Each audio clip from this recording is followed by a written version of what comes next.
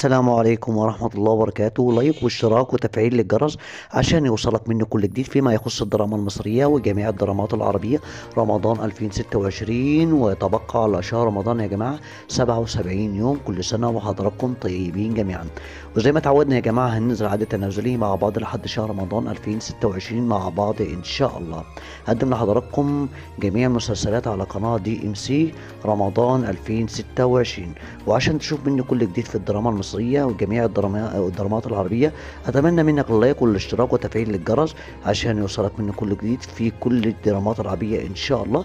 وهننزل إن شاء الله بقناة الحياة وقناة النهار وقناة اون وقناة MBC مصر. كل الدراما المصرية هتشوفها هنا، وإن شاء الله هنقدم لجميع الدرامات العربية.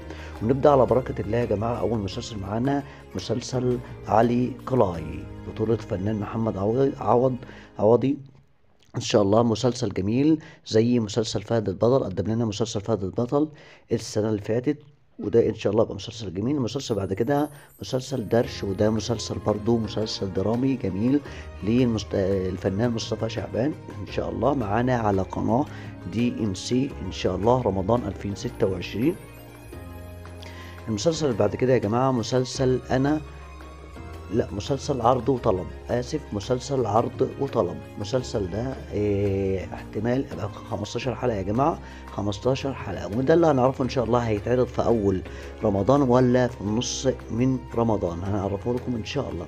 المسلسل بعد كده مسلسل انا وده برضو هي مسلسل بالنسبة للحلقات 15 حلقة برضو يا جماعة، وهنعرفكم ان شاء الله هيتعرض في اول رمضان او في النص رمضان ان شاء الله.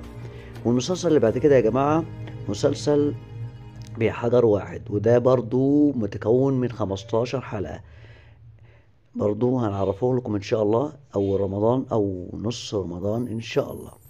وطبعا في مسلسلات برضو هتظهر معانا يعني ان شاء الله برضو على قناة DMC هنعرفها لكم من الايام القادمة. فعايزة تضغط اللايك والاشتراك وتفعيل الجرس عشان يوصلك مني كل جديد فيما يخص الدراما المصرية وجميع الدرامات العربية رمضان 2026. وكل سنة وحضراتكم طيبين جميعا، وربنا يجيب علينا رمضان بخير وسلامة وسعادة، لا فاقدين ولا مفقودين إن شاء الله. ويلا مع ألف ألف سلامة.